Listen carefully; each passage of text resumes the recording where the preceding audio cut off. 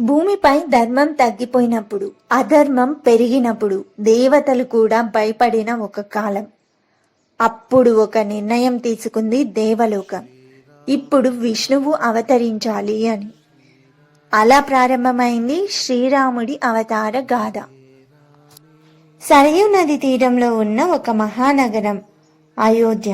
ఆ నగరాన్ని పాలిస్తున్నారు దశరథ మహారాజు. అతను ఒక మహారాజు, ధర్మపరుడు, ప్రజలంటే ప్రాణం.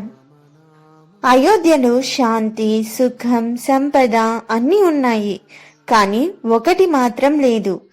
దశరథుడికి సంతానం లేదు. అతని మనసులో ఒకే బాధ, నా తరువాత ఈ రాజ్యం ఎవరు చూసుకుంటారు అని.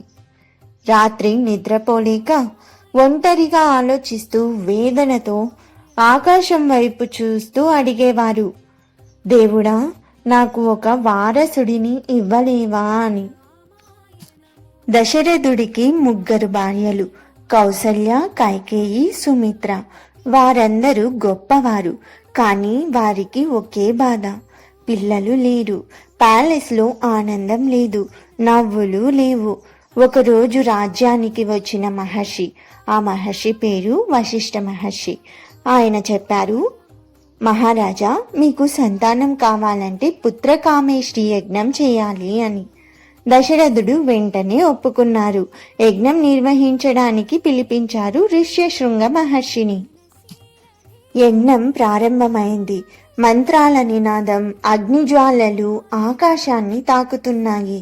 దేవతల సాక్షిగా యజ్ఞం పూర్తయ్యే సమయంలో అగ్నిలో నుండి ఒక దివ్య వ్యక్తి ప్రత్యక్షమయ్యారు. అతని చేతిలో ఒక పవిత్రమైన పాయసం పాత్ర ఉంది. అతను చెప్పారు, ఇది దేవతల ప్రసాదం, మీ మహారాణులకు ఇవ్వండి అని. దశరథ మహారాజు ఆనందంతో పాయసాన్ని పంచారు తన 3 భార్యలకు, కౌసల్యకు, కైకేయికి, సుమిత్రకు. కొద్ది రోజుల తర్వాత అద్భుతం జరిగింది. కౌసల్యకు పుట్టారు శ్రీరాముడు, కైకేయికి పుట్టారు భరతుడు, సుమిత్రకు పుట్టారు లక్ష్మణుడు మరియు శత్రుఘ్నుడు. ఆ రోజు చైత్రమాసం శుక్లపక్షం నవమి తిథి. అదే పవిత్రమైన రోజు మన శ్రీరాముడు జన్మించారు. ఆ సమయంలో దేవతలు పుష్పవర్షం కురిపించారు, గంధర్వులు గానం చేశారు, భూమి ఆనందంతో నిండిపోయింది. అతను ఒక సాధారణ బాలుడు కాదు, ధర్మాన్ని కాపాడడానికి వచ్చిన అవతారం. అతనే శ్రీరాముడు. అతను ఒక చిన్న బాలుడు, కానీ అతని లోపల ఒక మహాశక్తి దాగి ఉంది. అతను సాధారణ రాజకుమారుడు కాదు, ధర్మాన్ని రక్షించడానికి వచ్చిన అవతారం. అతనే శ్రీరాముడు. అయోధ్యలో చిన్నారి రాముడు, అందరికీ ప్రాణం. అతని చిరునవ్వు చూసిన వారు ఆనందంతో నిండిపోతారు. అతనికి వినయం, శాంతం, ధర్మం ఇవన్నీ చిన్నప్పటి నుంచి కలిగినవారు. అతనితో పాటు లక్ష్మణుడు ఎప్పుడూ అతని వెంటే ఉండేవారు. అన్నయ్య అంటే ప్రాణం.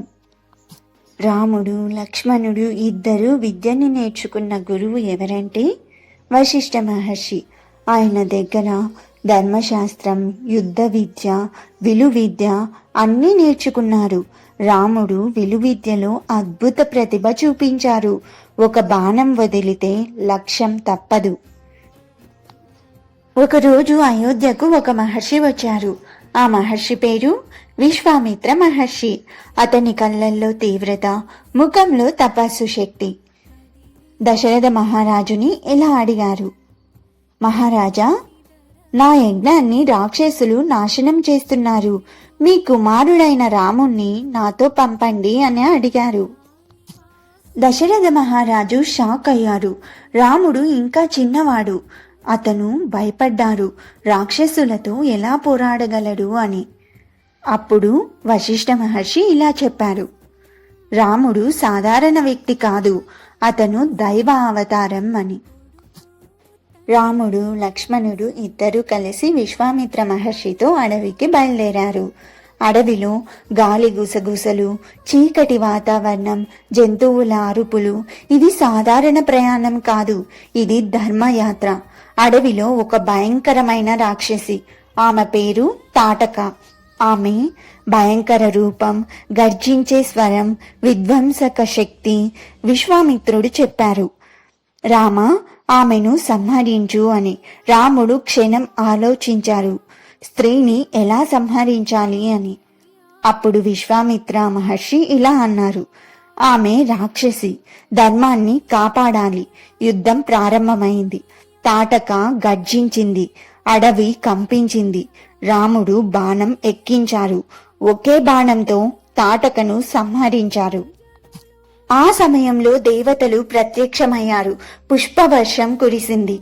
ధర్మం గెలిచింది. విశ్వామిత్ర మహర్షి ఆనందంతో, రామా, నువ్వు మహాయోధుడివి అని చెప్పారు.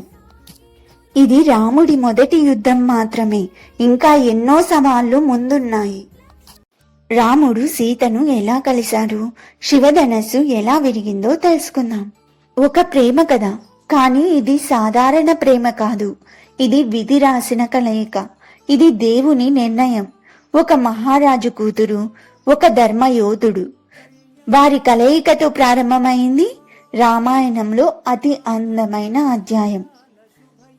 మిథిలా అనే రాజ్యంలో పాలిస్తున్నారు జనక మహారాజు. పొలంలో యజ్ఞం కోసం భూమిని దున్నుతుండగా ఒక అద్భుతం జరిగింది. భూమి నుండి ఒక చిన్న పాప బయటకు వచ్చారు. ఆమెని సీతమ్మ. జనకుడు ఆమెను తన కుమార్తెగా పెంచుకున్నారు. సీతమ్మ తల్లి అందం, వినయం, పవిత్రత అన్నింటిలో గొప్పవారు. ఒకరోజు చిన్నపిల్లగా ఉండగా ఆమె ఒక మహాధనస్సును సులభంగా ఎత్తారు. ఆ ధనస్సు భగవాన్ శివుడి ధనస్సు. ఆ ధనస్సు పేరు శివధనస్సు. అప్పుడు జనక మహారాజు ఒక నిర్ణయం తీసుకున్నారు. ఈ ధనస్సును ఎత్తి బిగించేవారే నా కుమార్తెను పెళ్లి చేసుకుంటారు అని. మిథిలా రాజ్యంలో భారీ స్వయంవరం ఏర్పాటైంది. ప్రపంచం నలుమూలల నుండి రాజులు, యువరాజులు, మహాయోధులు అందరూ వచ్చారు. ఒక్క లక్ష్యం, సీతను పెళ్లి చేసుకోవాలి అని. ఇదే సమయంలో శ్రీరాముడు, లక్ష్మణుడు విశ్వామిత్ర మహర్షితో కలిసి మిథిలాకు వచ్చారు. సీత మొదటిసారి రాముడిని చూశారు. ఒక్క చూపు చాలు, మనసులు కలిశాయి.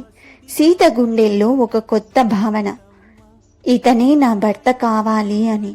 రాముడు కూడా ఆమెను చూసి శాంతంగా చిరునవ్వు నవ్వారు.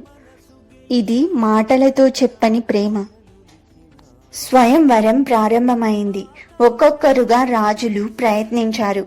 ఎవ్వరూ ధనస్సును కదిలించలేకపోయారు. అప్పుడు విశ్వామిత్ర మహర్షి అన్నారు, రామా, ముందుకు రా అని. అందరి కళ్ళు రాముడిపై. రాముడు శాంతంగా ముందుకు వెళ్లారు. ధనస్సును తాకారు. ఒక్క చేత్తో ఎత్తారు. అందరూ షాక్. ఆ తర్వాత బిగించడానికి ప్రయత్నించారు. భూమ్! ధనస్సు విరిగిపోయింది. అందరూ ఆశ్చర్యంతో ఇతనే మహావీరుడు అన్నారు. సీత ఆనందంతో వరమాల వేశారు.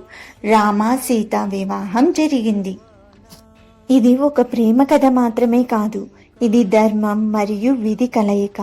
రాముడు మరియు సీత శాశ్వతమైన జంట. ఈ ఆనందం ఎక్కువ కాలం నిలవలేదు. ఒక కుట్ర, ఒక వాగ్దానం రాముడి జీవితాన్ని మార్చేసింది. జీవితంలో కొన్ని క్షణాలు మనస్సును పూర్తిగా మార్చేస్తాయి. ఒక రాజ్యం ఆనందంలో మునిగిపోయిన రోజు. ఒక్క మాటతో, ఒక్క నిర్ణయంతో అన్నీ మారిపోయాయి. అయోధ్యలో ఆనందం. దశరథ మహారాజు తన పెద్ద కుమారుడైన రాముడిని రాజుగా ప్రకటించడానికి సిద్ధమయ్యారు. పట్టాభిషేకం కోసం నగరం అలంకారం, ప్రజల సంబరాలు, దేవాలయాల్లో పూజలు. అందరూ ఒకే మాట, రాముడే రాజు అని అన్నారు. కానీ ఈ ఆనందాన్ని చూసి అసూయపడ్డది మందర. ఆమె కైకేయి దగ్గరకు వెళ్ళింది. రాముడు రాజు అయితే భరతుడు ఏమవుతాడు అని ప్రశ్నించింది. కైకేయి మొదట అంగీకరించలేదు. కానీ మందర మాటలు విషంలా పనిచేశాయి. కైకేయికి గుర్తొచ్చింది దశరథ మహారాజు ఇచ్చిన 2 వరాలు. ఆమె వెంటనే కోపంతో గృహంలోకి వెళ్ళిపోయారు. దశరథ మహారాజు వచ్చి అడిగారు, ఏమైంది అని. కైకేయి చెప్పారు, నాకు 2 వరాలు కావాలి అని చెప్పారు. భరతుడిని రాజుగా చేయాలి, రాముడిని 14 సంవత్సరాల వనవాసానికి పంపాలి అని చెప్పారు.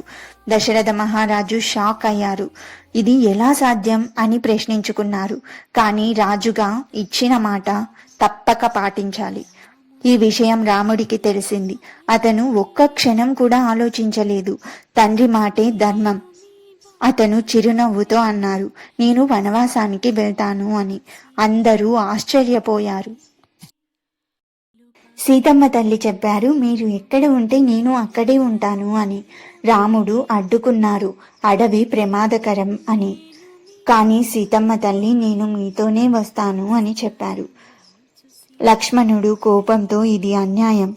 అతను కైకేయిపై కోపంగా ఉన్నారు. కానీ రాముడు ఆపారు, ఇది విధి. లక్ష్మణుడు కూడా నిర్ణయం తీసుకున్నారు, అన్నయ్యతోనే ఉంటాను అని. రాముడు, సీత, లక్ష్మణుడు అడవికి బయలుదేరారు. అయోధ్య ప్రజలు కన్నీళ్లతో వీడ్కోలు చెప్పారు. దశరథ మహారాజు రాముడిని చూసి ఏడ్చారు. రాముడు వెళ్తున్నారు.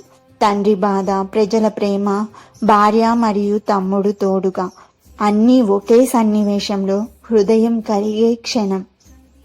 ధర్మం కోసం రాముడు తన రాజ్యాన్ని వదిలారు. ఇదే ఆయన గొప్పతనం. ఆ తరువాత అడవిలో ఏం జరిగింది? శూర్పణఖ ఎవరు? సీత ఎలా అపహరించబడింది? ఇవన్నీ తెలుసుకుందాం. అడవిలో జీవితం ప్రశాంతంగా సాగుతుంది. కానీ ఒక చిన్న సంఘటన ఒక మహాయుద్ధానికి దారితీసింది. ఒక మహిళ కోపం, ఒక రాజ్యం నాశనం. వనవాసంలో రాముడు, సీత, లక్ష్మణుడు పంచవటి అనే అరణ్యంలో నివసిస్తున్నారు. ప్రశాంతమైన జీవితం, గోదావరి తీరం, సూర్యాస్తమయం. అక్కడ వాళ్ళు సంతోషంగా జీవిస్తున్నారు. ఒకరోజు అక్కడికి వచ్చింది శూర్పణఖ. ఆమె భయంకర రూపం, అసూయ, కామం. ఆమె రాముడిని చూసి ఆకర్షితమైంది. శూర్పణఖ రాముడి దగ్గరకు వచ్చి, నిన్ను ప్రేమిస్తున్నాను, నన్ను పెళ్లి చేసుకో అని అడిగింది. రాముడు చిరునవ్వుతో అన్నారు, నేను ఇప్పటికే వివాహితుడిని అని. లక్ష్మణుడిని అడుగు అని చెప్పారు.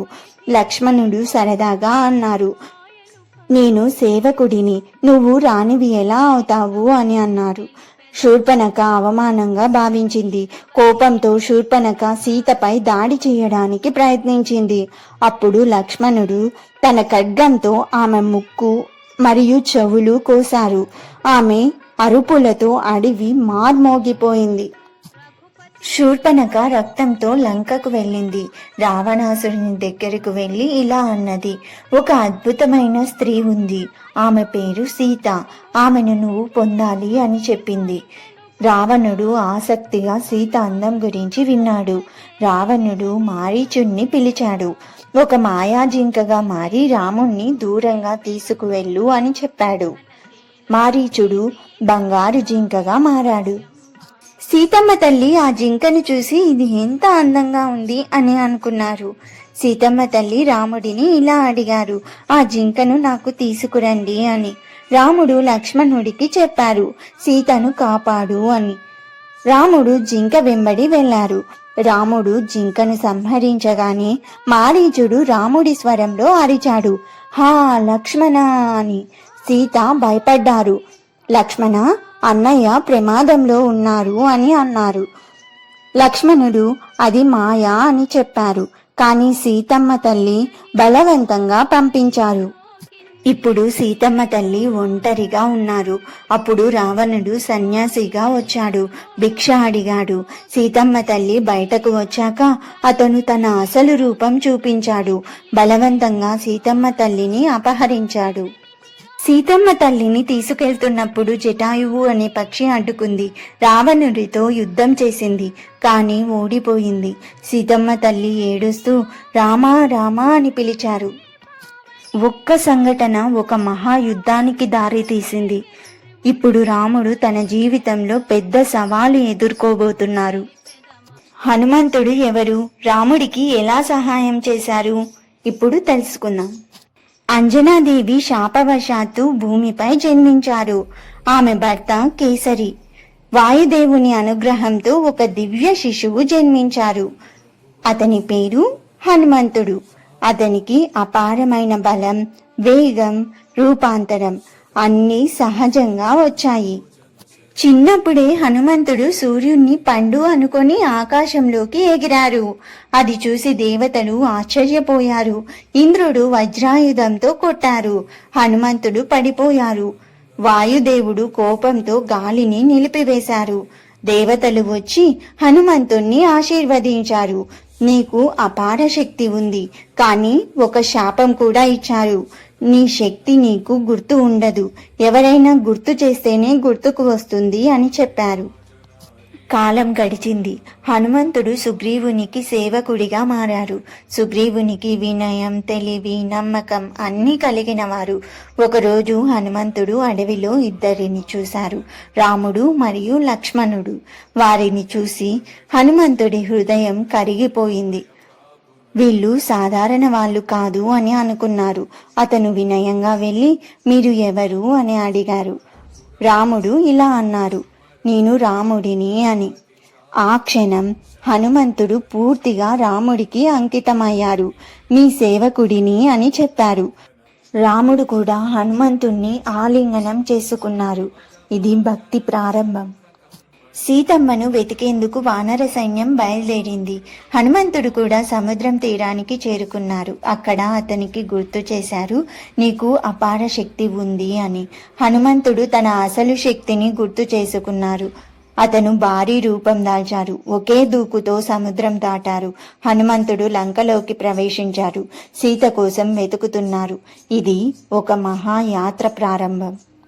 శక్తి ఉన్నవారు చాలా మంది ఉంటారు, కానీ భక్తి ఉన్నవారు అరుదు. హనుమంతుడు భక్తికి ప్రతీక. లంకలో ఏం జరిగింది? రాముడు రావణుణ్ణి ఎలా ఓడించారు? ఇప్పుడు తెలుసుకుందాం. ఇది ఒక సాధారణ యుద్ధం కాదు. ఇది ధర్మం వర్సెస్ అధర్మం. ఒకవైపు రాముడు, మరోవైపు రావణుడు. ఎవరు గెలుస్తారు? సీతమ్మను రక్షించడానికి రాముడు సముద్రం వద్దకు చేరుకున్నారు. అపారమైన సముద్రం, దాన్ని దాటడం అసాధ్యం. అప్పుడు వానర సైన్యం రాళ్లతో రామ అనే పేరు రాసి సముద్రంపై సేతు నిర్మించారు. దీని పేరు రామసేతు అని వచ్చింది. లంకలో యుద్ధం ప్రారంభమైంది. అగ్ని, కత్తులు, బాణాలు, రెండు సైన్యాలు ఒకరినొకరు ఢీకొన్నాయి. హనుమంతుడు శత్రువులను ఓడించారు, పర్వతాలు ఎత్తారు, సైన్యానికి ధైర్యం ఇచ్చారు. అతను యుద్ధంలో కీలక పాత్ర పోషించారు. రావణుడి కుమారుడు ఇంద్రజిత్. అతను మాయా యుద్ధంలో నిపుణుడు. అతను నాగ అస్త్రం వదిలాడు. రాముడు మరియు లక్ష్మణుడు క్షణం బలహీనపడ్డారు. లక్ష్మణుడు గాయపడ్డారు. అప్పుడు హనుమంతుడు సంజీవని పర్వతం తెచ్చారు. లక్ష్మణుడు తిరిగి లేచారు. రావణుడి సోదరుడు కుంభకర్ణుడు. అతను భారీ శక్తితో యుద్ధంలోకి వచ్చాడు. వానర సైన్యాన్ని నాశనం చేశాడు. కానీ రాముడు అతన్ని సంహరించారు. చివరికి రాముడు మరియు రావణుడు ఎదురుగెదురుగా నిలబడ్డారు. ఆకాశం కంపించింది. రావణుడు 10 తలలతో గర్జించాడు. రాముడు ధర్మంతో నిలబడ్డారు. బాణాలు ఎగిరాయి, దివ్యాస్త్రాలు ఢీకొన్నాయి. రాముడు బ్రహ్మాస్త్రాన్ని ఎక్కించారు. ఒకే బాణంతో రావణుడి గుండెను చీల్చారు. రావణుడు పడిపోయాడు. దేవతలు ప్రత్యక్షమయ్యారు. పుష్పవర్షం కురిసింది. ధర్మం గెలిచింది. అధర్మం ఎంత శక్తివంతమైనా చివరకు గెలిచేది ధర్మమే. ఇదే రామాయణం సందేశం. యుద్ధం పూర్తయింది, కానీ కథ ఇంకా ముగియలేదు. రాముడి పట్టాభిషేకం, అయోధ్యలో ఏం జరిగింది అనేది ఇప్పుడు తెలుసుకుందాం. ఒక యుద్ధం ముగిసింది, కానీ ఒక యుగం ప్రారంభమైంది. ధర్మం గెలిచింది, అధర్మం నశించింది. ఇప్పుడు సమయం వచ్చింది ఒక మహారాజు తిరిగి రావడానికి. రాముడు, సీతమ్మ, లక్ష్మణుడు విజయంతో అయోధ్యకు తిరిగి బయలుదేరారు. ఆ సమయంలో హనుమంతుడు ముందుగా వెళ్లి భరతుడికి సమాచారం ఇచ్చారు. భరతుడు రాముడి కోసం 14 సంవత్సరాలు ఎదురు చూశారు. రాజ్యాన్ని పాలించలేదు. రాముడి పాదుకలను సింహాసనంపై పెట్టి సేవ చేశారు. రాముడు తిరిగి వచ్చారని తెలుసుకుని ఆనందంతో పరిగెత్తి వచ్చారు. కన్నీళ్లు ఆపుకోలేకపోయారు. అయోధ్యలో భారీ సంబరాలు, పూలతో అలంకరణ, మంగళ వాయిద్యాలు, దేవతల ఆశీర్వాదం. రాముడిని సింహాసనంపై కూర్చోబెట్టారు. రామపట్టాభిషేకం జరిగింది. సీతమ్మ ఆయన పక్కన ఉన్నారు. లక్ష్మణుడు, భరతుడు, శత్రుఘ్నుడు అందరూ ఆనందంగా ఉన్నారు. రాముడు రాజ్యాన్ని పాలించడం ప్రారంభించారు. రామరాజ్యం ప్రారంభమైంది. ఆ రాజ్యంలో అన్యాయం లేదు, దుఃఖం లేదు. అందరూ చాలా సంతోషంగా ఉన్నారు. ఇది ఒక ఆదర్శ రాజ్యంలాగా ఉంది. శ్రీరాముడు తండ్రి మాట కోసం రాజ్యం వదిలారు. భార్య కోసం యుద్ధం చేశారు. ప్రజల కోసం ధర్మాన్ని నిలబెట్టారు. అందుకే ఆయనను మర్యాద పురుషోత్తముడు అంటారు. ఈ కథ మనకు ఏం చెబుతుందంటే, ఎలాంటి పరిస్థితుల్లోనైనా ధర్మం పాటించాలి, నిజాయితీగా ఉండాలి, తల్లిదండ్రుల మాట వినాలి, కష్టాలు వచ్చినా ధైర్యంగా ఎదుర్కోవాలి అని చెబుతుంది. రాముడు ఒక దేవుడు మాత్రమే కాదు, ఒక జీవన మార్గం. మనం ఆయన మార్గంలో నడిస్తే మన జీవితం కూడా విజయవంతం అవుతుంది. ఈ వీడియో మీకు నచ్చితే లైక్ చేయండి, షేర్ చేయండి, సుగుణాలు ఛానల్ని సబ్స్క్రైబ్ చేయండి. జై Shriram. Thank you for watching this video. Bye bye.